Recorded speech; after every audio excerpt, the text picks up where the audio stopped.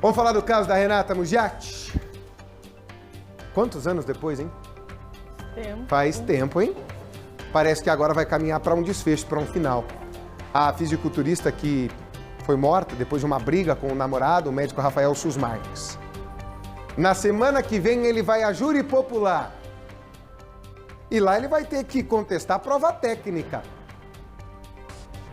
que foram apresentadas por peritos que dizem o seguinte: a Renata foi jogada, já morta, da janela de um prédio de 31 andares. O Rafael responde por homicídio qualificado, lesão corporal e fraude processual. Esse julgamento vai parar o Estado. Esse julgamento vai parar o Brasil, porque ele alega outra coisa. Ele diz que ela pulou. Enquanto os peritos falam não, ela foi morta e jogada. Foi para esconder a história. Quem vai decidir é o povo. E o povo é sábio na sua decisão. E o que se espera disso aqui? Justiça. Definitivamente, justiça para essa família que ainda chora a dor da perda de uma jovem que tinha todo um futuro pela frente, uma profissional reconhecida, que durante um tempo foi anulada por um relacionamento doentio que terminou em tragédia. Balança. Foi em direção à janela e se arremessou. Eu escutei um grito muito alto. Para cada argumento dele, a gente tem diversas provas técnicas. Uma morte cercada de contradições. Um mistério que pode estar se aproximando de um desfecho 7 anos depois. Afinal, a fisiculturista Renata Mugiati tirou a própria vida ou foi jogada para a morte? O médico Rafael Sus Marques, então namorado dela, vai a júri popular. Ele é acusado de asfixiar Renata e atirá-la pela janela do apartamento onde morava. A morte de Renata Mugiati aconteceu na madrugada de 12 de setembro de 2015. Tudo aconteceu nesse prédio, no centro de Curitiba, o mais alto da cidade. O corpo de Renata despencou do 31º andar. Socorristas a atenderam nesse ponto, aqui na calçada, e já a encontraram sem vida. O apartamento pertence a Rafael Sus Marques. Somente ele e Renata estavam no local quando tudo aconteceu. De acordo com a versão do médico, a fisiculturista sofria de depressão. Eu estava numa fase muito complicada da depressão dela. Insistia que ela fosse no psiquiatra, ela estava arredia. Rafael diz que Renata ficou abalada depois de uma discussão e ameaçou se jogar pela janela. Ela falou, vou me matar. Daí eu falei, capaz.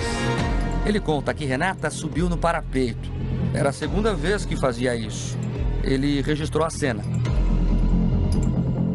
Aí eu tirei a foto, ela se virou para pôr as pernas para fora, eu puxei ela pelo cabelo, aí eu falei, Renata, me dá o outro braço.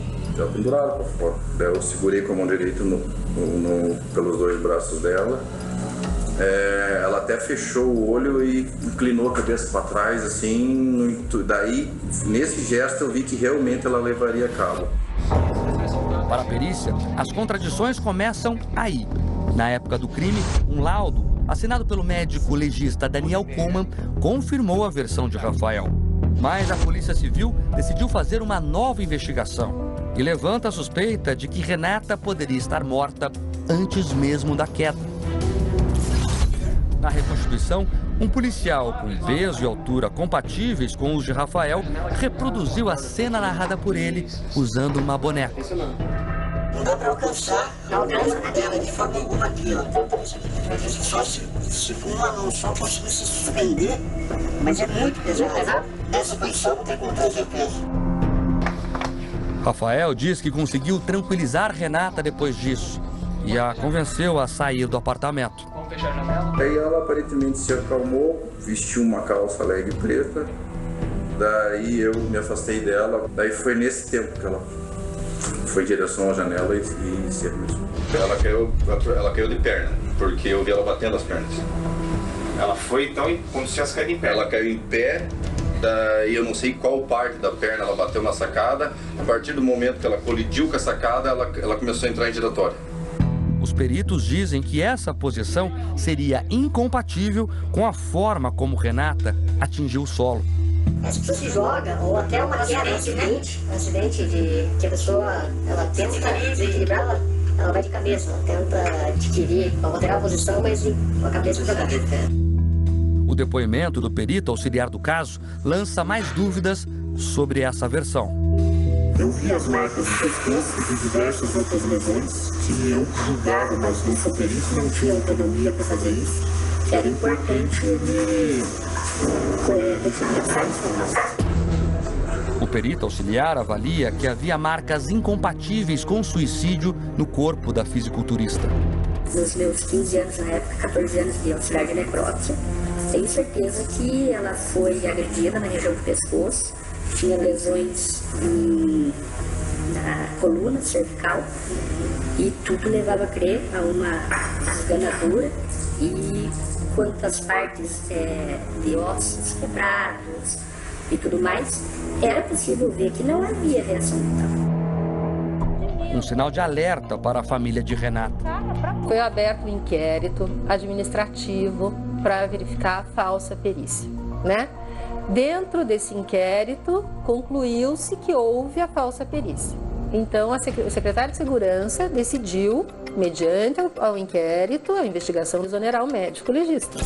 Esse documento, obtido pela nossa equipe, mostra o suposto envolvimento do médico legista Daniel Coleman em um esquema de adulteração do laudo necropsial. Ele teria recebido cerca de R$300 mil para falsificar o documento, sugerindo que Renata teria tirado a própria vida. Procuramos Daniel Coleman, que por meio de seu advogado informou que não se manifestará por se tratar de um processo judicial em andamento. Há ainda outro depoimento que levanta a hipótese de homicídio, o da perita que examinou o corpo da fisiculturista na exumação. Essas fraturas, ossos grandes como fêmur, úmero, simplesmente não havia sangue. Então, isso sugere que ela estava sem vida quando da queda. Esse socorrista do SAMU atendeu a um chamado no apartamento de Rafael uma semana antes da queda de Renata. Impressionado, a gente chegou lá, a gente viu que a porta do apartamento já tinha, parece que sido arrombada, já havia polícia militar no local. E aí a gente atendeu ela e ela contou uma história pra gente referente a que ele tinha dado várias cartelas de comprimidos para ela tomar e que a todo custo ele queria tirar ela de dentro do apartamento. Nossa equipe tentou ouvir Rafael Susmarques. Numa nota, o advogado dele informou que ele não vai se manifestar porque o processo está em sigilo por decisão judicial. O julgamento do médico começa no próximo dia 6. Até lá, ele segue preso no Complexo Médico Penal em Pinhais, da região metropolitana de Curitiba. Tina, que mesmo sem ser advogada, foi nomeada oficialmente assistente de acusação, acredita na condenação do médico. Ele ser condenado é a consequência de um ato errado que ele fez. Para mim, justiça é ela não ter apanhado, ela não ter sofrido e ela estar viva. Isso para mim é justiça. Então, o que eu vou te falar? Eu não quero nada. Eu só queria que não tivesse acontecido nada disso. Eu não queria que ela tivesse passado pelo que ela passou.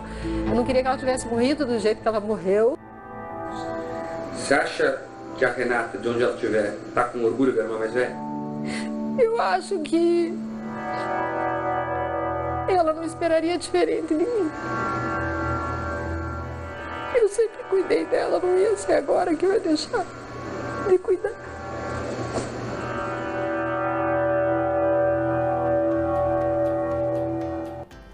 Isso é um caso extremamente complicado, porque além de tudo isso, doutora, nós não estamos falando aqui só da possibilidade de ser um assassinato de uma mulher. Nós estamos falando de uma relação que se mostrava doentia, que se mostrava violenta, e durante esse julgamento, tudo isso vai ser revisitado, doutora. É a história que conta como se chegou até a morte de Renata Mugiati. E eu imagino, se essa família luta por justiça há tanto tempo, o tamanho do sofrimento deles, né? Porque vão revisitar detalhes. Detalhes vão ser expostos aí, coisas que são absolutamente chocantes. Embora o julgamento seja do fato morte, todo aquele filme que vem antes, as situações que vêm que ocorreram imediatamente antes e algum tempo antes, que desaguaram nesse final trágico, sim, eles serão recontados, serão demonstrados. Por quê? Porque o júri, ou seja, aquelas 7 pessoas precisam ter conhecimento disso para que cheguem a uma conclusão mais fiel possível e possam, sim, prestar seu julgamento, né? E essa história é uma história que envolve ainda a corrupção de agentes públicos, né? Vai estar no meio de tudo isso, de uma perícia que foi feita flagrantemente com fraude. Tanto que gerou a exoneração do médico legista. Imediatamente, ele foi exonerado. Os outros peritos falando o contrário do que dizia o colega que então era o chefe. Há uma série de coisas nessa história. Há um acusado que saiu da cadeia, foi jogar, e a gente que flagrou aqui, foi jogar pôquer durante a madrugada, voltou para a cadeia por causa daquilo, porque não poderia. E ainda tem uma situação de também uma situação com uma outra namorada, né? Exatamente. Tem uma outra situação com uma outra namorada, com uma situação de agressão que também fez com que ele retornasse à cadeia. Então veja que a história, ela é gigantesca mesmo, ela tem um tamanho, ela tem um peso, e ela pode ser um divisor de águas para condenação futura de homens violentos dentro da própria casa. E isso vai ser levado em consideração por esse júri. E há uma tendência muito forte, que é flagrante nessa história, de haver uma condenação. Se não acharem nenhum erro nesse processo, doutora, pode ter certeza que essa história vai terminar com um julgamento bem pesado, com uma sentença bem pesada. As provas estão lá. Vai ser um debate de técnicos. E nesse debate, nós, o povo, é que vamos decidir, representados por aquelas 7 pessoas que estão dentro de um júri popular. Mas é preciso que se chegue a um desfecho, seja ele qual for. E o desfecho, que se chegar nessa história, é a justiça sendo feita, que é o que se espera. É o que se espera há tanto tempo.